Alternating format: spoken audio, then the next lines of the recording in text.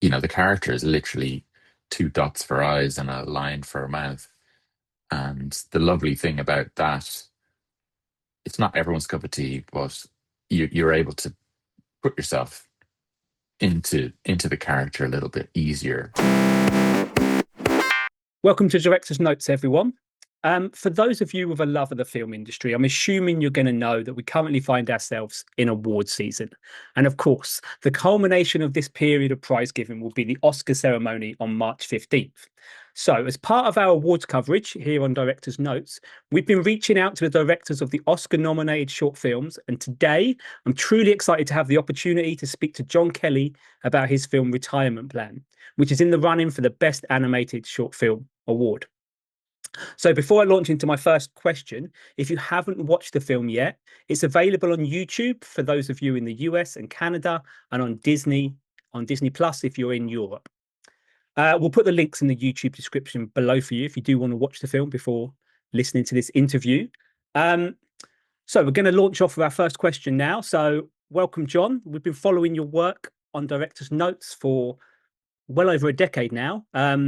I remember I was looking back through some of your earlier work that we featured on our site and your commercials for brands like Coca-Cola and Chipotle.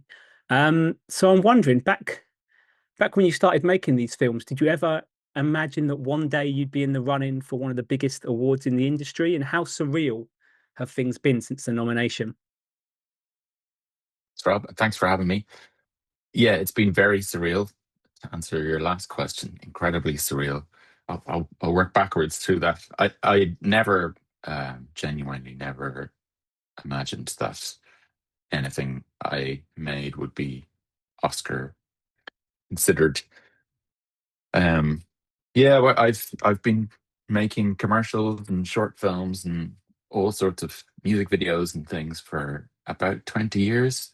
Um, and I've always sort of, I mean, I guess to survive as a director generally and make a living, you've got to evolve and change, not just to survive in the industry, but also just to make things interesting for yourself.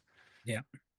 And, I take a lot of inspiration from musicians that I enjoy, how they just completely confound you from one, stage of their career to the next. And I've always tried to sometimes take it too far by not taking the easy route. So there is a lot of, yeah, kind of stop frame projects that had 6 week shoots and, you know, puppetry shoots where we had to build giant contraptions. And I do still really enjoy that. Yeah. But certainly Retirement Plan is a bit of a pendulum swing away to slightly different. It has similarities, but it's slightly different in lots of ways as well. Yeah, and we'll touch on that in a minute. But let's talk about Retirement Plan, and let's look at the story first. So, Retirement Plan follows this man Ray, as he's kind of considering everything he wants to do when he retires. I think one of the reasons that Retirement Plan has been so successful for me, anyway, is that it's just so relatable and it resonates with so many people. But I'm interested in what this subject means to you personally. Watching it, I couldn't help wondering whether making this film was in some way cathartic for you, working through your own kind of hopes and fears and feelings around aging, retirement, and ultimately mortality.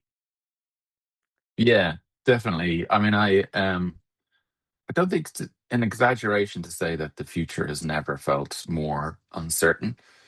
Um, not just for me, but I think generally in the world.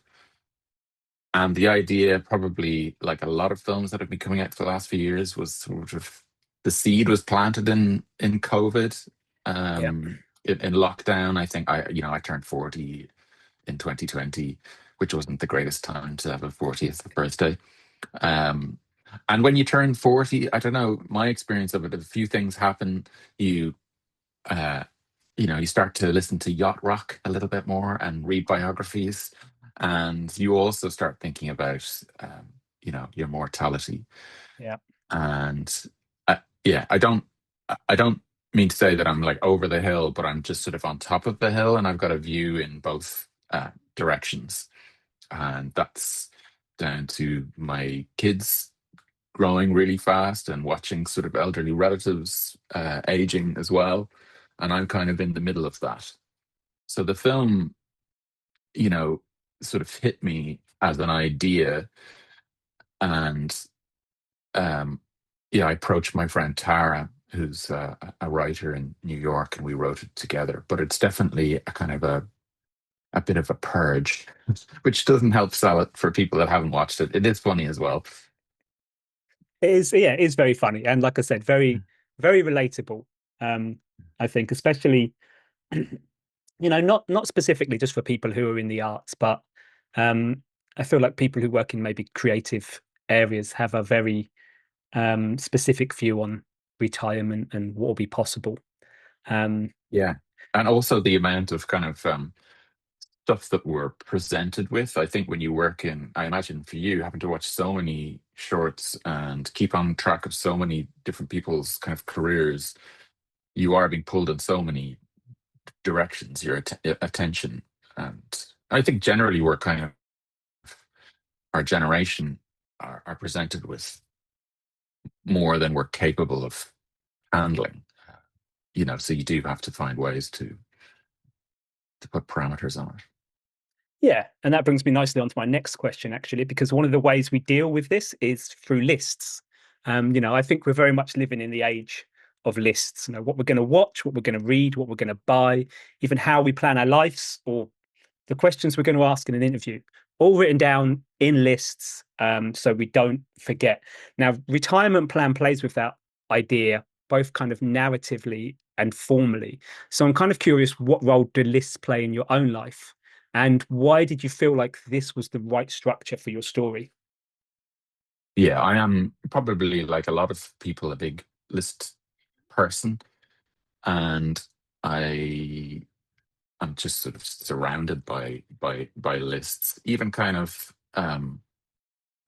if I listen to something like Director's Notes podcast or Director's Take, or listen to biographies or reading books about film, which I love doing when I'm making something. It's really lovely to have that practical application. I also have a list of notes taken.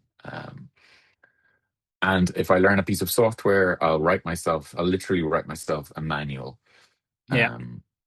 that I can refer back to, so that the next time I pick up Blender, I don't have to completely relearn everything if it's been 6 months. And that's because I think my brain is a little bit of a sieve, and unless I write it down in some kind of form, it's just going to be gone. Um, and so, yeah, this film just sort of naturally came as a list, in my own head. It started out as, my own kind of dreams of retirement or wish fulfillment. And then it became an extrapolation of that, when I worked with my co-writer. But I do love the simplicity of a list, and how a viewer can get comfortable with the rhythm of it, how you can establish a kind of a certain tone and a certain mood that then you can gently, pull the rug very slowly out from under their feet. Yeah, and retirement plan does that beautifully, I think. For me, I've watched Retirement Plan a number of times now in festivals, and at home on my computer. I watched it again before this interview, just as a reminder. And what kind of always strikes me about the film is just how differently I've reacted to it over those different viewings, very much depending on the my kind of emotional state at the time. I might find it hilarious. I might find it life affirming, but sometimes I find it kind of somber and really anxiety inducing.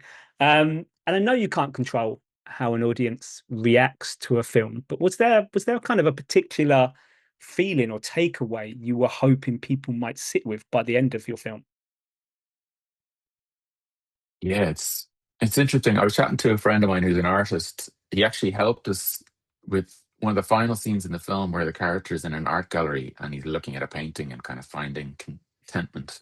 And I was asking him for art advice because he's an artist. What would be a suitable painting? But he was talking about David Bowie had a Frank Auerbach painting in his house, and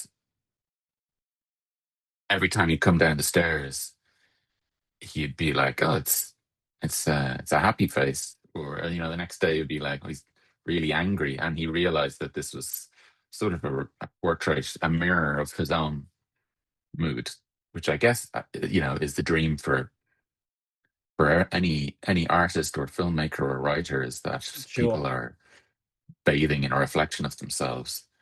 I think it's that kind of thing as well. Ernst Lubitsch said, uh,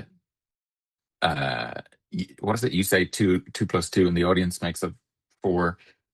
Um, and I think certainly when I made the film, when we finished it, that slightly raw moment where you don't quite know what you have, and I was very proud of it, and put myself into like every edit and every detail, and really, worked incredibly hard on it.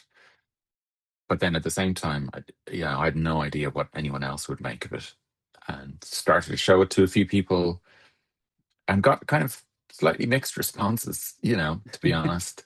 Um, and it is interesting seeing, like, the letterboxd wasn't a thing when I last made a short film about like 10 years ago. Um, and now, some people are really, and people tell me anecdotally that they're kind of, um, really emotionally broken after watching the film, or that it's emotional terrorism, or equally, this did absolutely nothing for me, and Yeah.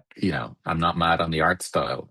So it's really fascinating. It's definitely provoking something, and that's all I could ask for. Yeah, definitely. I mean, like I say, I've had numerous kind of reactions to it while watching it, and that is definitely one of the films, definitely one of the things I love about it. So before speaking to you today, I went back and revisited some of your earlier work, the kind of, again, the commercial pieces that first drew us to your style and your filmmaking approach. And you kind of touched on this already, but I was really struck by both the similarities and the differences with Retirement Plan. So a lot of your earlier projects use puppets, very tactile, handcrafted characters. So I'm wondering, did you ever consider telling Retirement Plan through a different visual approach? Yeah, I definitely, at the start of any project, you have to kind of listen to the idea a little bit.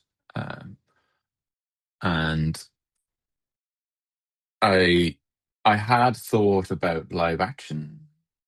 Um, in my head, I was pulling from a lot of cinematic references as I was writing it, and movies I loved, and I thought this could be an opportunity for something like that. Um, but it just didn't seem feasible because there's like over 100 shots um, in 7 minutes, Yeah. and we needed the character to age. Um, stop motion would have been lovely as well, but it was just, again, wouldn't have been feasible. So in the end, and kind of for the first time, really used my own drawings, which have been kind of behind the scenes on everything I've ever done. I do storyboards and often do the designs, are part of the designs. But this is the first time they've sort of come above the surface.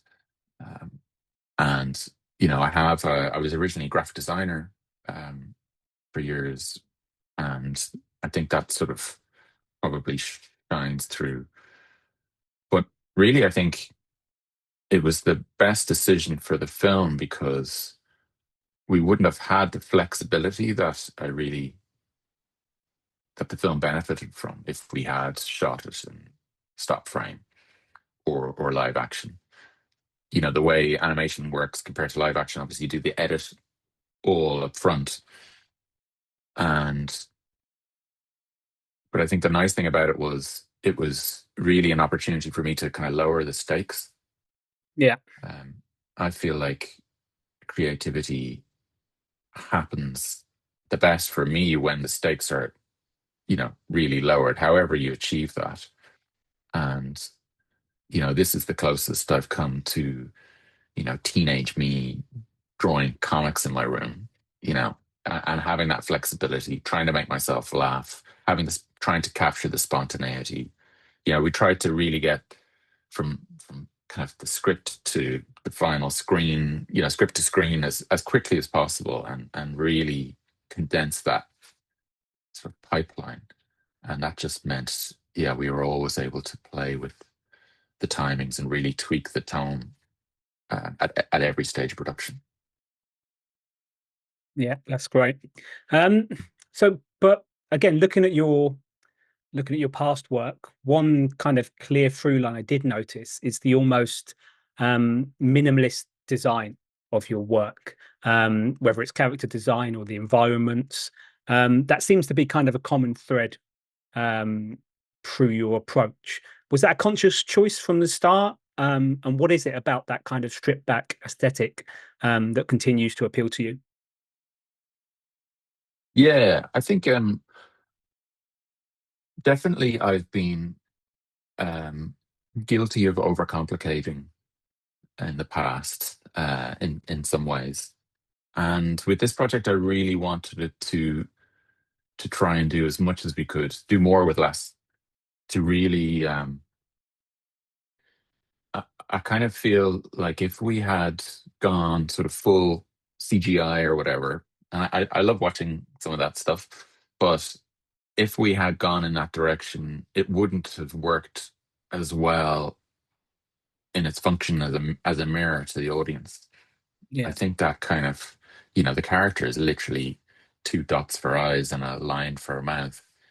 And the lovely thing about that, it's not everyone's cup of tea, but you're able to put yourself into the character a little bit easier. Um, it it's a weird thing because there are so many specifics to it. There's like, you know, so many of the details are very specific to, the meatballs I make, or the coffee shop I go to, or this place in the west of Ireland that I go to. But then there's also whatever the opposite of specifics are, the simplicity allows you to put yourself in there a little bit more.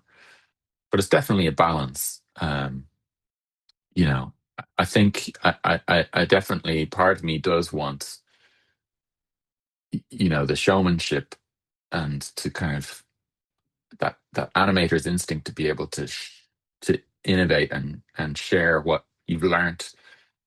But I had to just put some parameters on it to keep it on track and make sure we got it done in time, and also just not needlessly overcomplicated. yeah, yeah, sure. And I guess on the same kind of line, another thing I really noticed about the film is kind of how still it is. It feels like stillness plays an important part in your approach. It's almost like there are some scenes when it feels like, there's such little or minimal stillness, it could almost be a still frame. It feels like you really push that. And I'm wondering, what do you think that sense of stillness adds to the emotional impact of Retirement Plan? Yeah, it's like some of my favorite things to watch are documentary work where there's an inherent stillness. It's that sort of fly on the wall. There's a beautiful uh documentary film called Some Kind of Heaven by Lance Oppenheim, Yeah, set in a retirement village in Florida. And that's very thematically close. People at the end of their lives. But it's, parts of that just feel like still photography. They've just found a beautiful setup. They're not moving the camera unless they need to. and you just let the action unfold. Similarly, Roy Anderson, his work I've loved for years, where it almost feels like a painting, because he has made the entire set, and you're left to figure out what's happening within the scene. Yeah, And it helps you kind of draw so much attention to, like, little, you might have a whole scene like that with a character that's that size, but when they move their arm slightly, you're tuned into it a bit more. totally. Yeah, Yeah. So, but we did, there is like some, kind of behind the scenes stuff where you can see how I acted out every scene in the film. Just me and my camera and laptop, just to kind of understand what kind of brief I was giving the animators. Um, because we did talk about, like, the minimum viable product to see what's the least amount of movement we could get away with.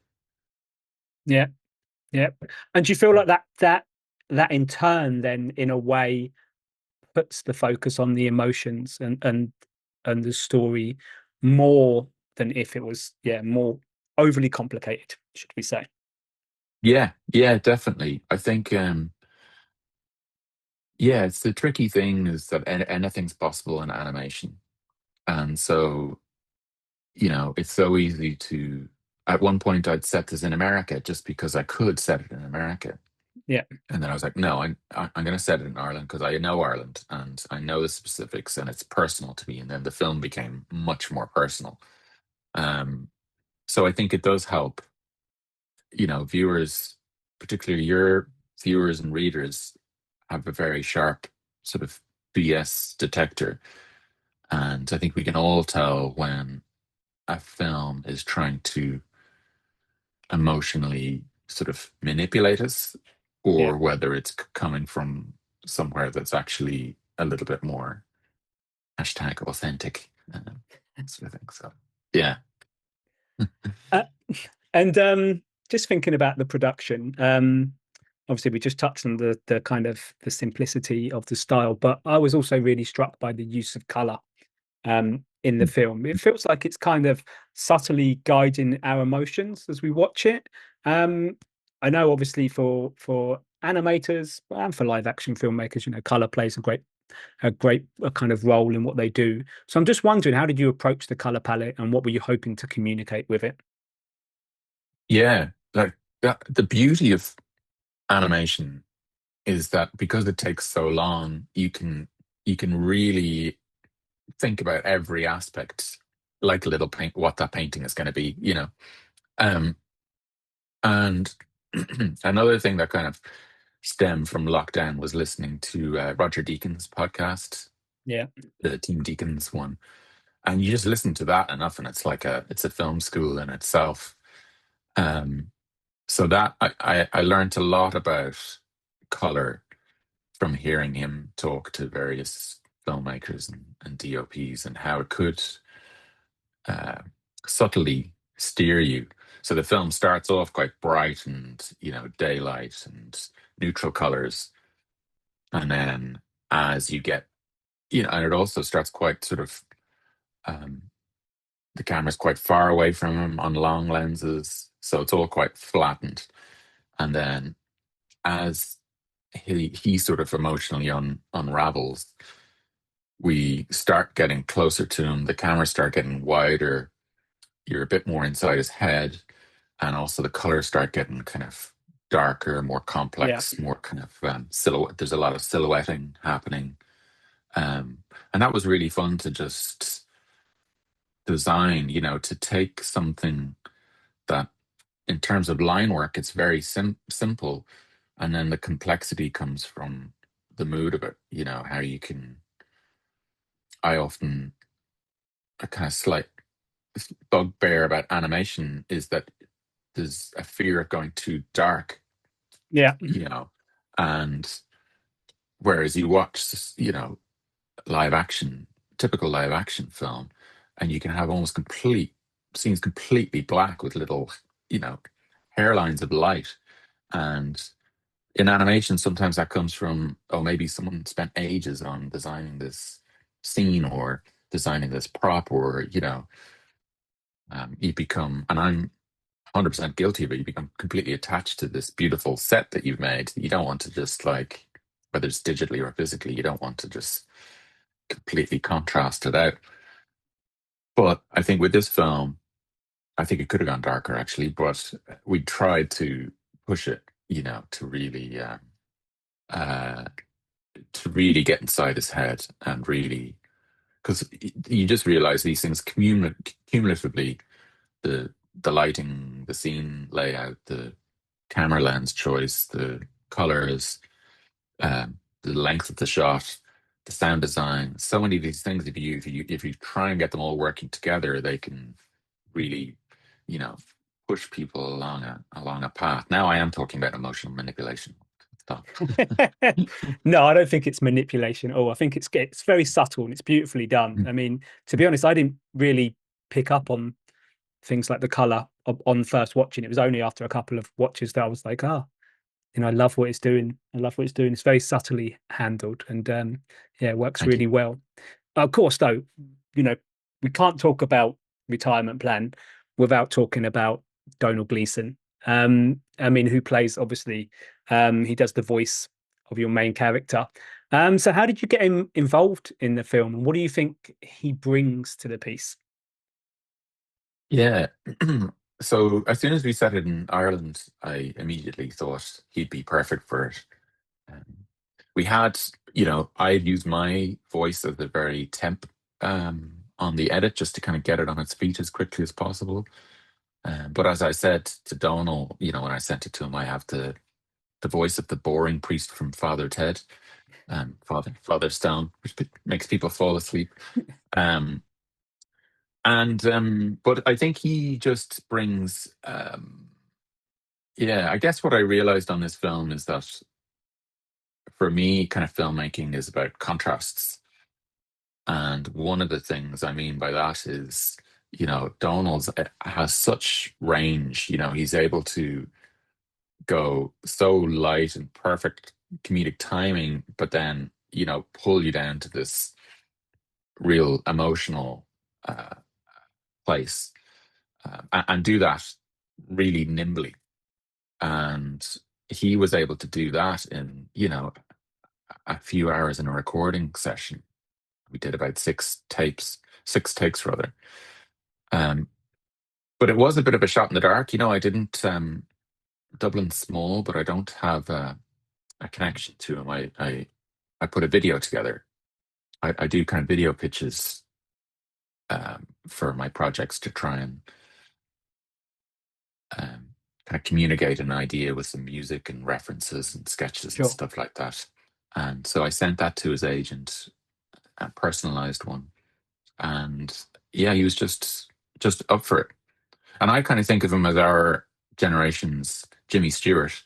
He has that kind of happy-go-lucky, uh, uh, kind of he's very funny when you meet him.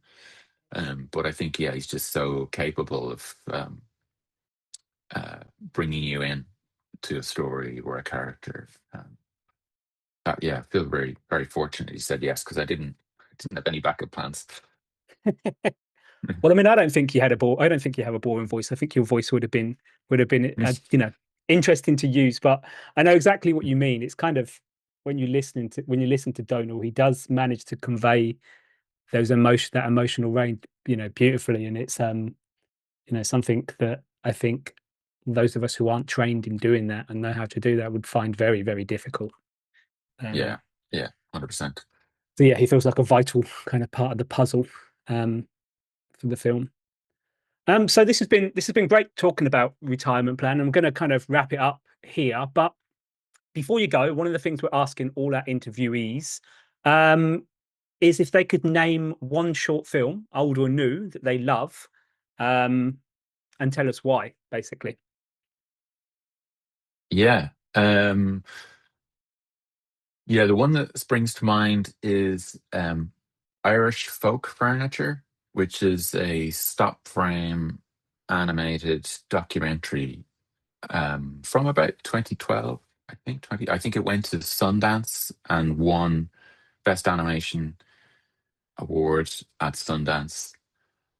and it uses Irish voiceover of actual kind of rural Irish people talking about these vintage dressers.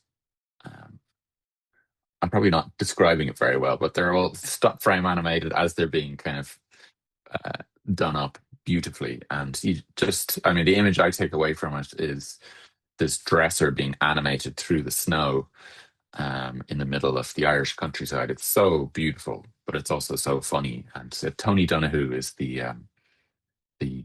director of that. I don't think it's online. I know him a little bit. I've never met him. I know him a little bit digitally, and I've been hounding him for years to put it online. I think he's considering it. So Oh, good. maybe There you go. Rob, I could put you two together and make that happen Definitely. somehow. Yeah, Definitely. There you go. but We can bring it it's online. beautiful. Yeah, that'd be Yeah, great. it sounds a very unusual piece, and of course, that's one of the things I personally love about short film. It doesn't feel like the type of project that would have got made for TV or as a feature or anything else. It feels like it would only exist because of short film. Exactly that. Perfect. So thank you so much for joining us today, John. We'll be watching the Oscar ceremony in March with our fingers crossed for you. I hope you enjoy that kind of Hollywood experience. I'm sure it will be a change from your usual life. And thanks to you, our audience, for watching another of our interviews. We hope you found it inspiring. You can view more interviews with our directors on our YouTube channel, and you can check out more of our articles on directorsnotes.com. Thanks, John. Brilliant. Thanks, Rob.